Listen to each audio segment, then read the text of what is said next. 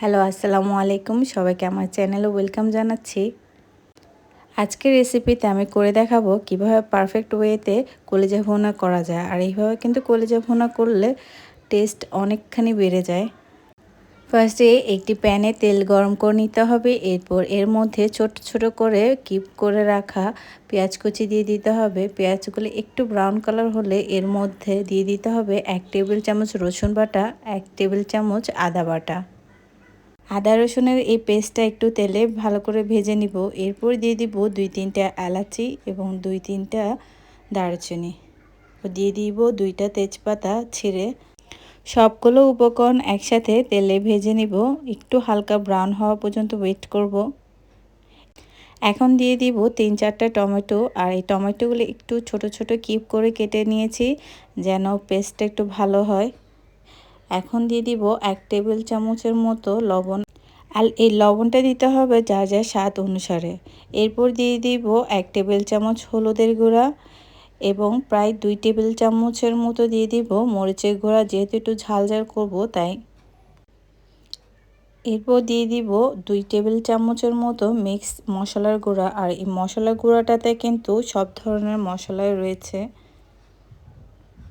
এবার সবগুলো মশলা একসাথে ভালো করে তেলের মধ্যে কষিয়ে নিব। আর সবগুলো মশলা যখন কষিয়ে এরকম তেলগুলো উপরে উঠে যাবে, এই পর্যায়ে দিয়ে দিতে হবে আগে থেকে সিদ্ধ করে রাখা কলিজা।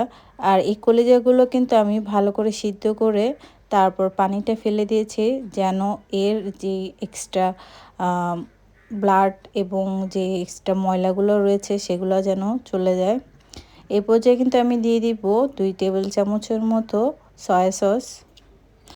আর কলিজাটা যখন খুব ভালো করে কষানো হয়ে যাবে তখন কিন্তু এই এক্সট্রা যে তেলটা রয়েছে সেটা কিন্তু উপরে ভেসে উঠবে। কলিজাগুলো আরও ভালোভাবে সিদ্ধ হওয়ার জন্য এর মধ্যে দিয়ে দিব পানি। আর এই পানি প্রায় অর্ধেক শুকিয়ে যাওয়ার পর এর মধ্যে দিয়ে দিব বড় বড় করে কেটে রাখা 1 বাটির মতো পেঁয়াজ। এখন দিয়ে দিব প্রায় হাফ বাটি পরিমাণ মটরশুঁটি। আর এই মটরশুঁটিগুলো কিন্তু আমি ফ্রিজে রেখে দিয়েছিলাম যেন যখন তখন এগুলা ইউজ করতে পারি। এবার সবগুলো যখন একটু সিদ্ধ হয়ে যাবে এরপর এর মধ্যে দিয়ে দিব কাঁচামরিচ এবং দিয়ে দেব কিছু পেঁয়াজ কলি। কাঁচামরিচ এবং পেঁয়াজ কলিগুলো হালকা একটু সিদ্ধ করে নিব। এখন কিন্তু কলিজা ভুনাটা পুরোপুরি রেডি হয়ে গিয়েছে পরিবেশনের জন্য। একটি সার্ভিং ডিশে সবগুলো কলিজা ভালো করে সার্ভ করে নিতে হবে।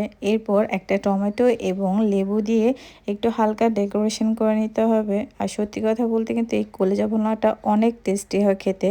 আপনারা চাইলে বাসায় ট্রাই করে দেখতে পারেন। আর সবাইকে অনেক অনেক থ্যাংক ইউ এতক্ষণ আমার সাথে থাকার জন্য।